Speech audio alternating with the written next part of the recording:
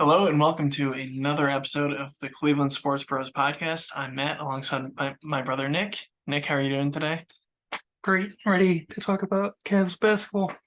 Yep, so in today's episode, we're really just going to focus on the Cavs. Get a lot of good and interesting things to talk about with them. So without further ado, Nick, why don't you lead us off? So last night, the Cavs and the Celtics played the fourth and final game of the season series. Cleveland had the 2-1 series advantage, hoping to clinch the series win. It was that or split and drop half a game. And throughout the first three quarters, the Cavs it didn't they showed a lack of interest. They fell behind by 15 plus points. The Celtics were getting everything they wanted with the three-pointers, just like they had a few games ago when they hosted the Cavaliers and beat them. But with a little bit of luck and some scrappy play from the bench, they were able to complete the comeback and win for the third time all three games in overtime.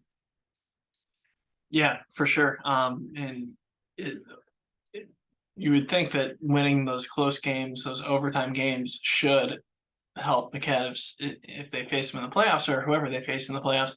I know it's the regular season, and a lot of people say that it doesn't matter, and maybe it doesn't. But you still want to win those overtime games, and I think you have a good stat that the Cavs are 7-0 in overtime, which leads the NBA. And as you mentioned, three of those games, of those wins, of course, came against Boston. So a lot of people can brush it off, but hey, when you're playing what many people think to be legitimate title contenders, especially in your conference, it's always good to come out with wins in those games. Yeah, and keep in mind the Celtics were the finals runners-up in last year's against the Golden State Warriors. Yep. So again, great win, but Nick, why don't you tell us kind of what happened in the final seconds of that game too?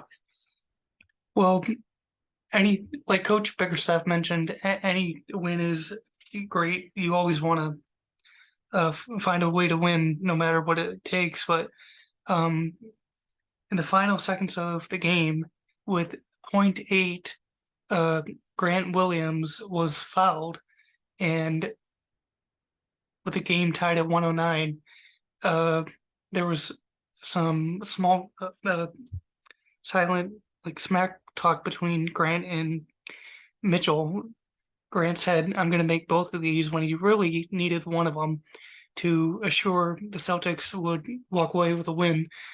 And he ended up missing both. The crowd was just electric, doing their best to distract him. And I recall after missing the first free throw, Mobley kind of walked back and forth in between the key, which I didn't know that was allowed, but whatever it takes. People said it was literally 40 seconds between each free throw. They got inside his head, and Grant missed the second free throw, and Horford nearly got the tip in, but Mitchell was able to box him out. And when it came to overtime, the Cavaliers just outplayed him. Yeah. So again, important game, important win, and happy to win in overtime. So the Cavs did, as we all know, got off to a really hot start after making a huge splash in the offseason by trading for Donovan Mitchell. And then, after kind of that hot start, a lot like last year, have slid back a little bit. Lost some games that they probably should have won and just haven't performed up to the expectations that we had after the first 20 or 30 games of the season. Well, hopefully last night's win can spark another sort of win streak or winning mentality. But Nick, you mentioned, well, I know you and I talked before this about their bench. What do you think the Cavs need to do to kind of get back to their winning ways here, and as we head into the playoffs?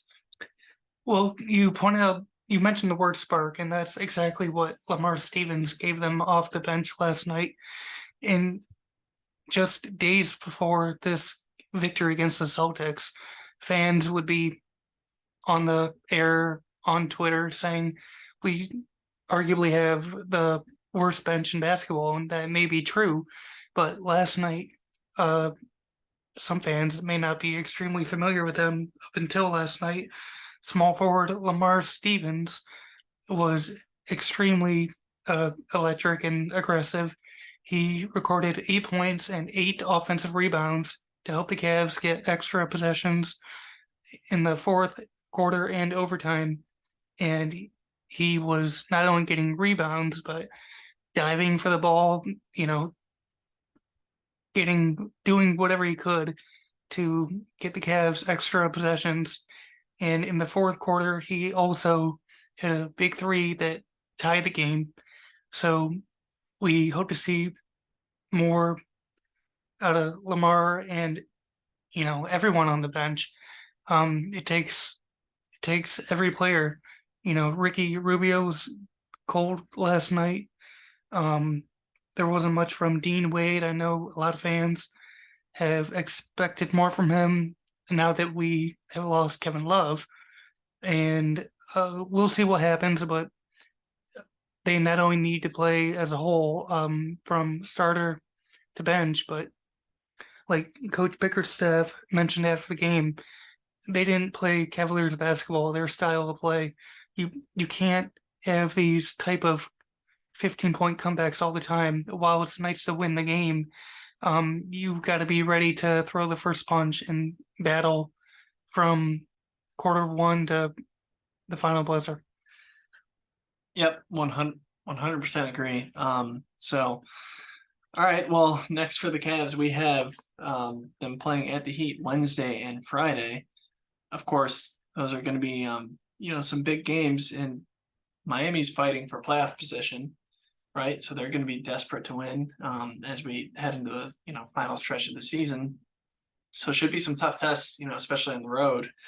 So would like to see them play hard and at a minimum split that, especially being on the road. But would be nice to definitely get those 2 wins. Yes, definitely. And this will be the first time that the Cleveland Cavaliers face Kevin Love um, since he's obviously been away from the team, which hasn't been very long. But, prior to this, he was always on the Minnesota Timberwolves. Now he plays for the Miami Heat. You know, of course, they're good friends off the floor, but when it comes to playing, like I said, he's going to want to help his new team, the Miami Heat, throw the first punch. So the Cavs got to be ready for that. I remember his first game. He got 13 points and 13 rebounds, kind of like the old double-double style from Kevin Love from his Minnesota days. Yeah, I'm sure the players will have fun, playing against Kevin Love, and hopefully, nothing against Kevin. He's done a lot of great things for Cleveland, but hopefully, the Cavs get the best of him over these next couple of games. So, all right, Nick, anything else to add about the Cavs? All right, well, thank you everyone for listening. We'll be sure to bring updates on the Browns and Guardians offseason as well. But of course, a lot of good stuff to talk about with the Cavs. So again, thank you to all of our listeners. You have been listening to the Cleveland Sports Bros podcast.